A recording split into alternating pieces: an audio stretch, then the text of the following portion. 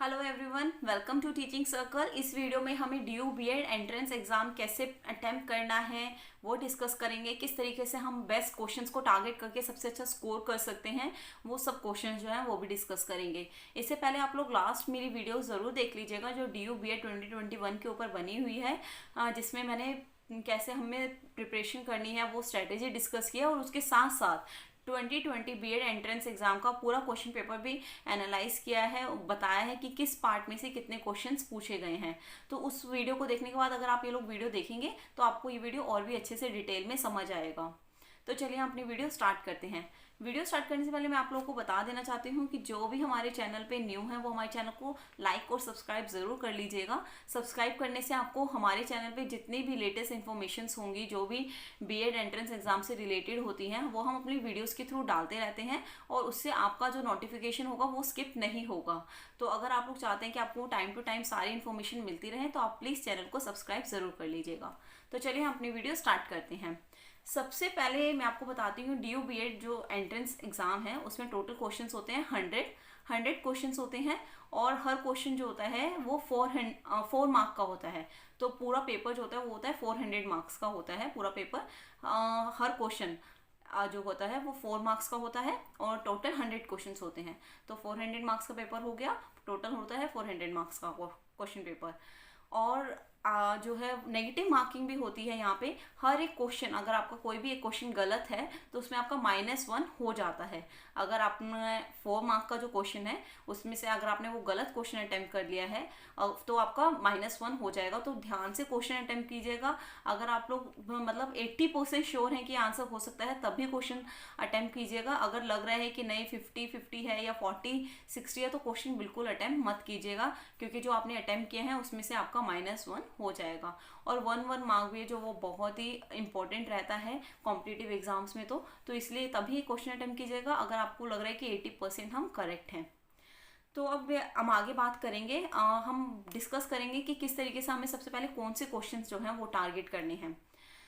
सबसे पहले वैसे तो जो ड्यू बीएड के क्वेश्चंस होते हैं एंट्रेंस एग्जाम में, जितने भी जो भी क्वेश्चंस आते हैं हम उन्हें प्रॉपर गेस नहीं कर सकते हैं, लेकिन फिर भी लास्ट ईयर के क्वेश्चन पेपर्स देख के हम लोग थोड़ा सा आइडिया लगा सकते हैं और लास्ट ईयर के क्वेश्चन पेपर्स के थ्रू अपनी बेस्ट प्रिपरेशन, जितना बेस्ट हम अपना दे सकते हैं वो कर सकते हैं।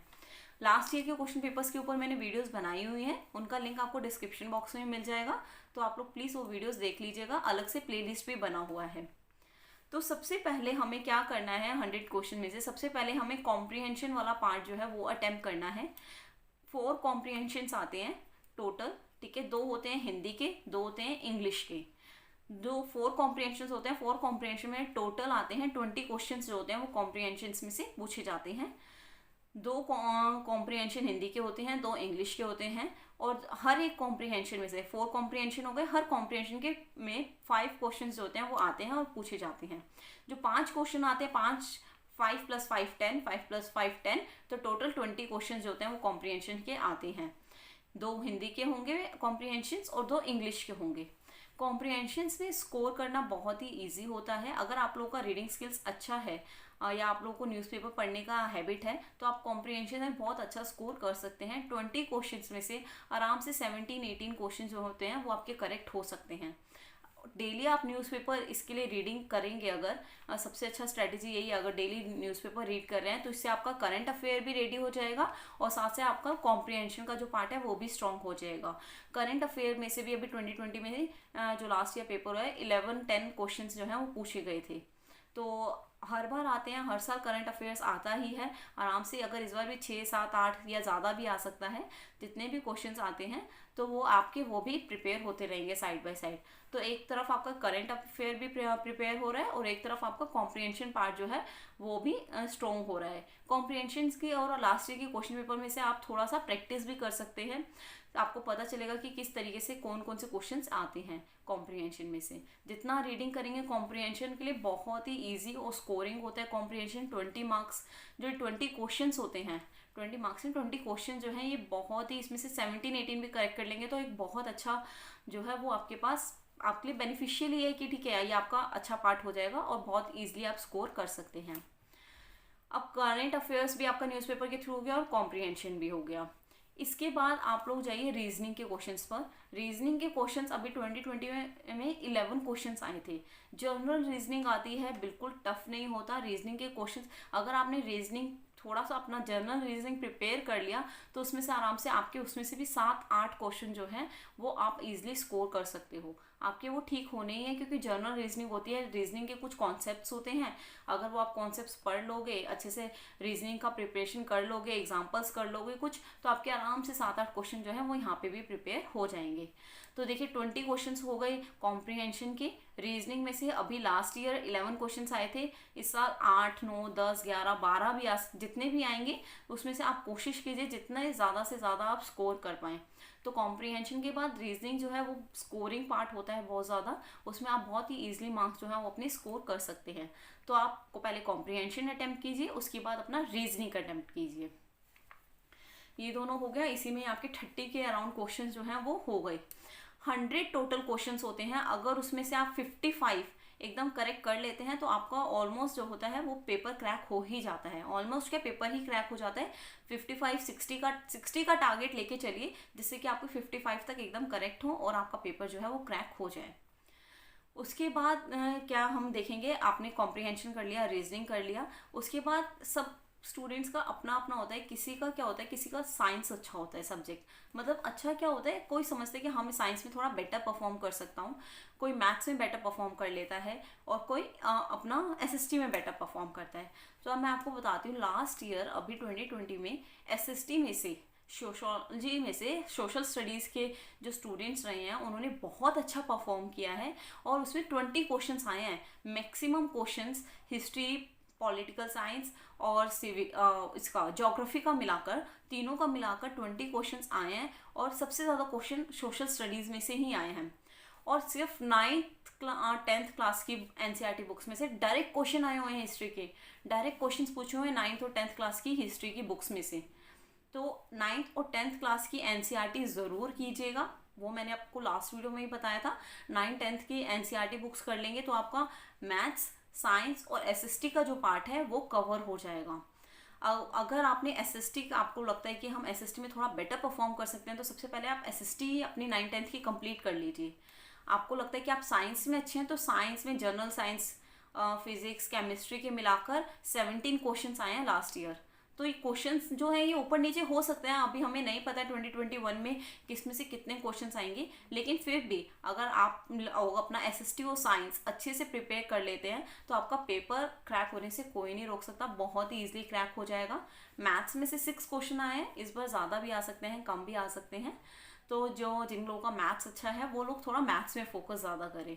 तो आप लोग एसएसटी, मैथ्स और साइंस अगर ये कर लेंगे 9th-10th की, तो आपका DU बीएड एंट्रेंस एग्ज़ाम बहुत ही ईजिली क्रैक हो जाएगा। तो मैंने आप लोगों को बताया कॉम्प्रीहेंशन, सबसे पहले हमें अपना टारगेट रखना है। कॉम्प्रीहेंशन में से 20 क्वेश्चन में से 18-17 क्वेश्चन आराम से हम लोग कर सकते हैं। कॉम्प्रीहेंशन में 20 क्वेश्चन ऑलमोस्ट आते ही हैं, हर बार आते ही हैं।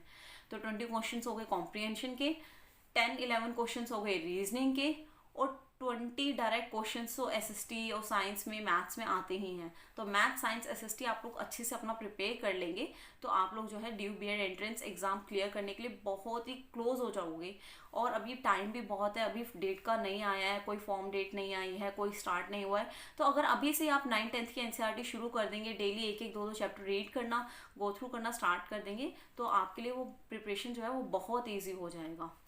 उसके अलावा जो क्वेश्चंस आते हैं वो चिल्ड्रन डिसेबिलिटीज़ पे क्वेश्चंस आते हैं, और जो क्वेश्चंस आते हैं वो बुक्स ऑथर्स के ऊपर होते हैं। बुक्स और ऑथर्स के ऊपर मैंने एक वीडियो भी बनाया है, आप लोग प्लीज़ उसे वीडियो को गो थ्रू ज़रूर कीजिएगा। लेकिन हम उसके ऊपर श्योर नहीं होते कि कहाँ से कौन सा क्वेश्चन फिर भी बुक और ऑथर में वो लोग दे दें, तो थोड़ा कम स्कोरिंग होता है। लेकिन ठीक है, वीडियो देख लीजिएगा, अगर may be luck by chance उसमें से आ गया तो अच्छा ही है, बहुत ही छोटी वीडियो है। और भी अगर आपको लगता है कि हम इधर उधर से अपने बुक्स और ऑथर्स प्रिपेयर कर सकते हैं तो और भी अच्छा रहेगा। Children disabilities, book and authors, current affairs, journal Hindi और इंग्लिश में से भी कुछ क्वेश्चंस आते हैं। तो ये सारा जो लास्ट क्वेश्चंस होते हैं, अगर इनमें से, ये तो है नहीं कि सारे क्वेश्चंस आपके गलत होंगे, कुछ क्वेश्चन जब आप इतना प्रिपेयर कर रहे हैं तो आपके कुछ क्वेश्चंस उनमें से भी ठीक होंगे, तो आराम से जो आपका पेपर है वो निकल जाएगा। लेकिन जो सबसे मेन टारगेटिंग जो आपको रखना है, अपना टारगेट जो रखने हैं, वो कौन कौन से क्वेश्चंस पे रखना है, कॉम्प्रिहेंशन पे रखना है। इजी है, स्कोरिंग होता है, बहुत ही ईजिली आप टारगेट कर सकते हैं क्वेश्चंस को।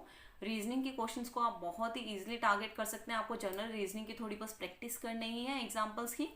उसके बाद आप लोग अपना साइंस, एसएसटी और मैथ्स 9th और 10th की एनसीईआरटी बुक्स में से कर लीजिए। डायरेक्ट क्वेश्चंस पूछे गए हैं, अभी लास्ट ईयर तो डायरेक्ट आए हैं क्वेश्चंस, इस साल भी आएंगे, हर साल आते हैं इनके क्वेश्चंस। तो अगर आपने ये 3 पार्ट अच्छे से कर लिए, कॉम्प्रिहेंशन, रीजनिंग और अपना एनसीईआरटी 9th-10th का, एसएसटी, साइंस और मैथ्स का, तो आपका पेपर जो है, आप अपने पेपर को क्रैक करने में बहुत क्लोज हो जाएंगे।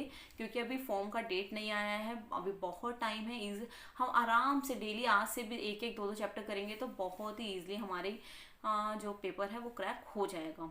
उसके अलावा थोड़ा सा चिल्ड्रन डिसेबिलिटीज़ के ऊपर भी मैं वीडियो बनाऊंगी। मैंने बुक्स और ऑथर्स के ऊपर भी वीडियो बनाया है, वो ज़रूर देखिएगा। एक बार गो थ्रू करने में कुछ नहीं जा रहा है, बिल्कुल कोई नुकसान नहीं होगा, शायद कहीं फ़ायदा ही हो जाए। और जो है करंट अफेयर्स के ऊपर जब आप कॉम्प्रिहेंशन प्रिपेयर करेंगे तो वो भी आपका कहीं ना कहीं से थोड़ा थोड़ा रेडी होता रहेगा।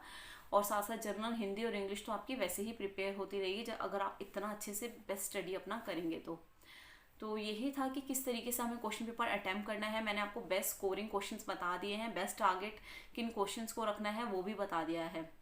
अगर फिर भी कहीं पे भी कोई डाउट है तो आप मुझसे नीचे कमेंट सेक्शन में पूछ सकते हैं। कहीं किसी टॉपिक के ऊपर स्पेशली कोई वीडियो प्रोवाइड करवानी हो कि हमें इस टॉपिक में ज़्यादा हेल्प चाहिए मैम आपकी, या फिर कुछ भी है, तो आप लोग मुझसे नीचे कमेंट सेक्शन में पूछ सकते हैं।